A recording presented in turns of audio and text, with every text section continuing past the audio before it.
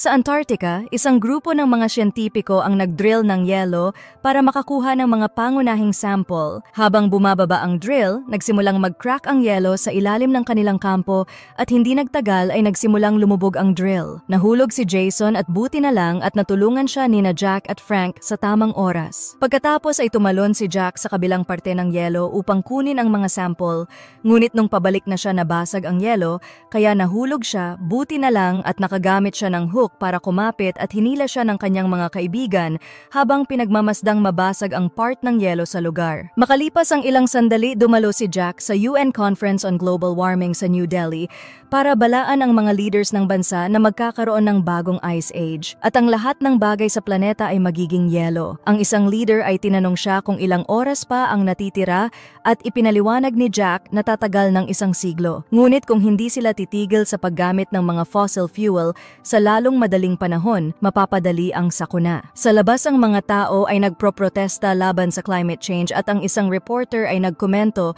tungkol sa snow na kailanman ay hindi nangyari sa lugar. Nakilala ni Jack si Terry na nagtratrabaho para sa National Oceanic and Atmospheric Administration. Sumasang-ayon si Terry sa mga sinabi ni Jack at sabay silang umalis para magbahagi ng mga nalalaman. Pagkalipas ng ilang araw sa istasyon sa Scotland, napansin ng isang empleyado na ang isang parte ng dagat ay nagpakita ng napakalaking pagbaba ng temperatura. Ngunit inisip ng kanyang katrabaho na isang malakas na alon lang ang tumama at pagbalik ni Terry ay hindi nila ito sinabi sa kanya. Sa Japan, bigla na lang umulan ng malalaking yelo mula sa langit at sinira ang mga sasakyan at mga gusali at pumatay pa ng ilang tao. Sa US, ikinagulat ng mga eksperto ang sobrang lakas na bagyo na kumikitil ng daan-daang tao. Samantala sa istasyon ng kalawakan, nagulat ang mga astronaut nang mapansin ang hindi pangkaraniwang malalaking bagyo na nabubuo sa kalangitan ng mundo. Samantala, ang anak ni Jack na si Sam ay lumipad patungong New York kasama ang kanyang kaibigan na si Brian at ang crush niyang si Laura. Si Sam ay takot sumakay ng eroplano at lalo siyang kinabahan nang pumasok ang eroplano sa napakalaking bagyo at ang mga kagamitan sa loob ay bumagsak. Buti na lang at hindi nagtagal at na-realize ni Sam na hawak niya pala ang kamay ni Laura. Nang makarating sila sa New York, nagulat sila nang makakita ng isang malaking grupo ng mga ibon na lumilipad sa kanluran na parang may tinatakasan sila. Sa katunayan, ang mga hayop sa zoo ay kakaiba rin ang mga kilos na parang natatakot. Si Sam at ang kanyang kaibigan ay pumunta sa isang kompetisyon at naging maganda ang lahat, ngunit hindi maiwasan ni Sam na mapansin ang isang batang lalaki mula sa ibang paaralan na si JD at patuloy na nakikipag-flirt kay Laura. Ilang sandali napansin ni Terry ang magkakasunod na hindi normal na temperatura ng dagat at agad niyang tinawagan si Jack para magplano ng gagawin, habang ang bagyong Nolani ay patuloy na lumalakas at isinara na ng Coast Guard ang mga beach. Isang technician sa isang weather monitoring center ay naging abala sa kanyang kasintahan at biglang nagulat dahil pumasok ang janitor at tumawag ang kanyang amo para sabihin na umuulan na ng yelo na kasing laki ng golf ball sa labas at nalaman niyang ang buhawi ay napakalaki. Samantala sila Jack ay pinapanood ang balita mula sa helicopter na kinukunan kung paano mabilis na nabubuo ang ilang buhawi sa paligid ng LA at sinisira ang lahat na madaanan at ang mga sasakyan ay lumilipad sa lakas ng hangin. At maging ang monitoring center ay hindi nakaligtas. Dinagtagal, iniutos ng Pangulo ang pagsuspinde sa lahat ng biyahe sa himpapawid, ngunit 2 eroplano ang hindi nakabalik sa oras at bumagsak sa Midwest.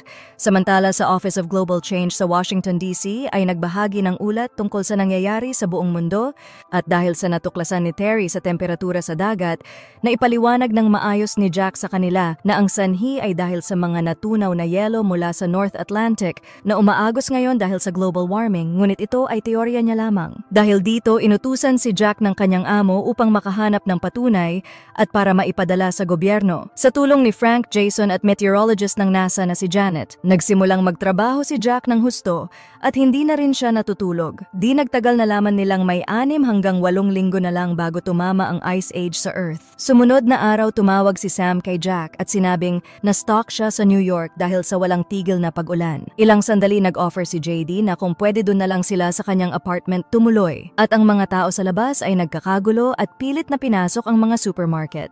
Pinuntahan ni Jack ang Vice President at sinabihang kailangan na nilang umalis ngunit hindi siya pinapansin nito. Samantala sa hilagang Europe umuulan ng napakalakas na snow sa nakalipas na 24 oras. Isang rescue team ang ipinadala upang kunin ang royal family ngunit di nila napansin na nasa mata na pala sila ng bagyo at nagsimulang bumagsak ang mga ito. At isa lang ang nakaligtas sa kanila, ngunit sa sandaling sumilip siya sa labas ay agad din itong namatay dahil sa sobrang lamig. Ang insidente ay nabalitaan ni Terry at nagpadala ng confidential na data kay Jack para suriin ito at natuklasan na isang bagyo ang namuo na hindi dapat mangyari. Sa New York ay walang tigil ang pag-ulan sa nakalipas na 3 araw at bumabaha na. Sa Canada ang karagatan ay tumaas at nagkaroon din ng napakalakas na bagyo. Habang nanunood sila Sam sa mga ulat sa TV ay biglang nawalan ng kuryente at sinabi ni JD na kailangan niyang sunduin ang kanyang kapatid. Pagkalabas nila napansin nila na nagkakagulo ang lahat at ang tubig ay napakataas na. Ang mga iba ay pumasok sa gusali at ang mga iba naman ay na-stuck na sa loob ng kanilang sasakyan. Nagsimulang pumasok ang grupo ni Sam sa gusali ng library ngunit nanatili si Laura upang tumulong sa isang pamilya sa isang kotse ngunit siya ay nasugatan. Biglang lumitaw ang isang malaking tsunami at tumama sa Statue of Liberty bago dahan-dahang nilamon ang lungsod na ikinamatay ng libu-libong tao. Agad na tumakbo si Sam para tulungan si Laura at makapasok sa library bago lamunin ito ng tubig. Ilang sandali natapos ni Jack ang kanyang kalkulasyon at tinawagan si Terry at sinabing mabilis na nabubuo ang mga bagyo sa Canada, Scotland at Siberia. At dahil dito, natuklasan nila na mali ang kanilang kalkulasyon na 6 na linggo at 48 hours na lang ang hihintayin bago magsimula ang Ice Age. At ang tanging magagawa na lang nila ay ang magligtas ng buhay. Sa sandaling yon, nakatanggap ng balita si Jack tungkol sa nangyayari sa New York at nakipagkita sa asawang si Lucy, habang ang iba ay nasa loob ng library ngunit walang sino man sa kanila ang may signal sa kanilang cellphone, kaya naghahanap si Sam ng payphone at siya ay nakahanap sa isang palapag na puno ng tubig at sinabi sa kanyang mga magulang na okay lang siya. Ipinaalam ni Jack sa kanya kung ano talaga ang nangyayari at hiniling sa kanyang anak na manatili sa loob dahil lalakas pa ang bagyo at lahat ng nasa labas ay magyeyelo hanggang mamatay. Mabilis na tumaas ang tubig sa sahig at biglang natapos ang tawag. Akala ni Laura na nalunod si Sam, ngunit sa kabutihang palad ay nagawa niyang lumangoy palabas at naghahanap siya ng tuyong damit at niyakap si Sam. Ilang sandali nagulat ang lahat dahil may nakita silang isang cargo ship na naglalayag sa lungsod. Samantala, nagpasya si Jack na pumunta sa New York para iligtas ang kanyang anak anuman ang panganib, ngunit sinabihan siya ng kanyang amo na makipag-usap muna sila sa gobyerno. Gumawa si Jack ng isang kahanga-hangang presentation at iminungkahi na ang mga tao sa Hilaga ay dapat pumunta sa timog hanggat maaari. Ang Vice President ay hindi sumang-ayon sa kanya, ngunit sinabihan siya ng mga ibang leaders na kailangan niyang sumunod. Para mas maintindihan ng lahat, nagsulat si Jack ng isang linya sa mapa ng US ng lahat ng mga tao na maaari pang iligtas at ipinaliwanag na nakalulungkot na huli na ang lahat para sa mga nasa malayo dahil ang sino mang papasok sa lugar na yon ay magiging yelo. Samantala sa istasyon ni Terry, nawalan ng kuryente at nagpa siya na lamang na uminom dahil alam nila na wala nang tutulong sa kanila. At ang library ay nawalan na rin ng kuryente at napansin ng isang lalaki na ang baha ay naging yelo na at ginamit nila ang pagkakataon para maglakad sa yelo patungo sa timog. Sinubukan ni Sam na pigilan sila at ipinaliwanag ang lahat, ngunit ang mga grupo ng tao ay umalis pa rin at iilan sa kanila ang nanatili. Dahil sa sobrang bilis ng paglamig ng temperatura sa lugar, inumpisahan nilang magsunog ng mga libro para uminit at naghahanap na rin ng makakain. Samantala ang mga ibang umalis sa library ay nagsimulang mamatay dahil sa lamig. Ilang sandali ang border ng Mexico ay sinara na nila dahil hindi na nila kayang tumanggap pa ng mga tao. Kaya nagsimulang tumawid ang mga tao sa ilog upang marating ang Mexico, ngunit ito ay illegal. Sa sandaling iyon, nakiusap ang President ng US na buksan ang border at sinabing aalisin niya ang lahat ng utang ng Mexico at sumang-ayon naman ang leader ng Mexico na buksan ulit ang border. Samantala sa DC, ang isang pasyente ni Lucy ay kailangang ilipat sa kabilang ospital, ngunit sinabihan siyang walang available na ambulance at maghintay muna. Pabalik kay Jack, nagulat siya nang malaman na gustong tumulong nila Frank at Jason sa kanya para iligtas si Sam gamit ang mga kagamitang pang-agham. Sam. Tinawid nila ang mga nagyelong lupain, ngunit kalaunan ang sasakyan ay tumama sa isang harang sa kalsada at napilitan silang maglakad gamit ang snowshoes at manatiling konektado gamit ang isang lubid. Nagawa nilang maglakad ng tuloy-tuloy sa loob ng ilang oras, ngunit hindi nila alam ang kanilang mga natatapakan dahil na rin sa snow. Dahil dito, hindi nila alam na nasa taas na pala sila ng isang gusali at nabasag ang salamin at nahulog si Frank at si Jason. Buti na lang nagamit ni Jack ang kanyang hook, ngunit sa sobrang bigat nag-umpisang mag-crack ang salamin kaya pinutol ni Frank ang mga ibang kagamitan, ngunit hindi pa rin ito sapat.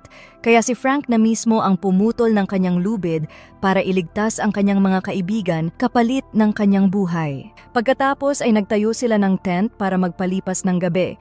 Samantala dumating na ang ambulance para kunin si Lucy at ang kanyang pasyente. Samantala ang president ay umalis para lumikas, ngunit ilang sandali nakatanggap ang vice president ng balita na ang president ay hindi nakarating dahil sa malakas na bagyo. Sa space nakita ng mga astronaut ang malaking ulap na nakatakip sa planeta at kumuha sila ng larawan at ipinadala kay Janet. Sinabi ni Janet na ang bagyo sa Canada ay tatama sa New York sa loob ng isang oras. Sa library hindi makatulog si Laura kaya nakipag-usap si Sam sa kanya at ginamit na niya ang pagkakataon para umamin sa kanyang nararamdaman. At tumugon si Laura sa pamamagitan ng paghalik sa kanya. Kinaumagahan nalaman nila na si Laura ay nawala ng malay dahil sa lagnat. Hinanap nila ang dahilan sa isang libro at para malaman ang pwedeng gamot sa kanyang sugat sa binti na nagbigay ng pagkalason sa kanyang dugo. Sinasabi sa aklat na kailangan niya ng penicillin o mawawalan siya ng binti. Nagpa siya si Sam na pumunta sa cargo ship para maghanap ng gamot at nagboluntaryo sila Brian at JD para tumulong. Mabilis na nakarating ang tatlo sa barko na walang kamalay-malay na nasundan na pala sila ng mga lobo na nakawala sa mga zoo. Nakalock ang pinto ng patungo sa infirmary kaya lumabas si Sam sa isang bintana at umakyat sa pader. Binasag niya ang bintana at pumasok sa loob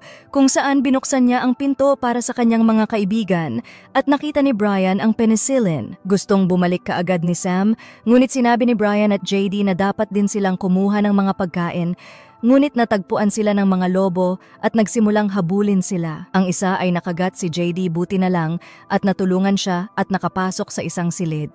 Sa sandaling iyon ang bagyo ay nasa New York na. Napansin ito ni Sam at gumawa ng plano, aakitin niya ang mga lobo palabas ng silid para mailock ng kanyang mga kaibigan ang pinto. Pagkatapos tumawid ni Sam sa labas, hindi niya sinasadyang natapakan ang basag na salamin at nakuha ang atensyon ng mga lobo ng mas maaga kaysa sa plano. Mabilis siyang tumakbo at pagkaraan ng ilang pagliko, nagawa niyang akitin sila sa isang koridor at naisara ang pinto. Pumunta ang mga lobo sa kabilang dulo ng koridor, ngunit nailock na rin nila Brian at JD ang pintuan. Nagsimula silang kumuha ng pagkain at nilagay sa isang bangka at hinila palabas ng barko at nakita nilang nagsimula ng maging yelo ang mga gusali. Agad na tinulungan ni Brian at Sam si JD at tumakbo papunta sa library at sa sandaling nakapasok sila sa loob, nagyelo ang pintuan at sinubukan nilang palakasin ang apoy sa loob.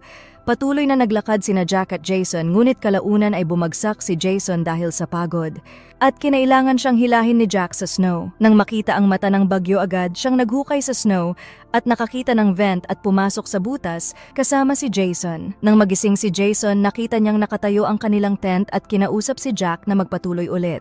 Habang sila ay naglalakad sa snow, patuloy silang nakakakita ng mga nagyayelong katawan at tumigil sila para matulog sa tent sa gabi. Samantala napansin ng International Space Station na ang bagyo ay humihina na sa Europe at sa wakas ay nakikita na nila muli ang lupain. Kasabay nito lumabas si Jack sa tent at nakita niyang malinaw na ang kalangitan. Patuloy silang naglakad ni Jason hanggang marating ang New York at natagpuan ang Statue of Liberty na nagyayelo at ilang mga barko. Nang nakatayo sila sa tuktok ng library, nalungkot si Jack nang mapagtanto na maaaring natabunan ng snow ang kanyang anak. Nagpatuloy sila at nakahanap ng isang butas at pumasok sa gusali. Ilang sandali nakahanap sila ng pinto na may ilaw at binuksan ito para makitang buhay at maayos sila Sam at maging si Laura ay gumaling na rin. Mabilis na niyakap ni Jack si Sam. Makalipas ang ilang sandali sa Mexico, ang Vice President ang pumalit bilang bagong presidente at pagkalipas marinig ang tungkol sa mga nakaligtas sa library, sinabi niya sa TV na siya ay nagkamali at nagpasimula ng isang malaking rescue operation upang makuha ang mga taong naipit sa Hilagang Estado. Hindi nagtagal nakarating ang mga helicopter sa New York at dinala ang grupo kasama ang aso. Natagpuan din nilang maraming nakaligtas sa ibang gusali. Samantala sa estasyon ng Kalawakan, nakita nilang bumalik na sa ayos ang Earth.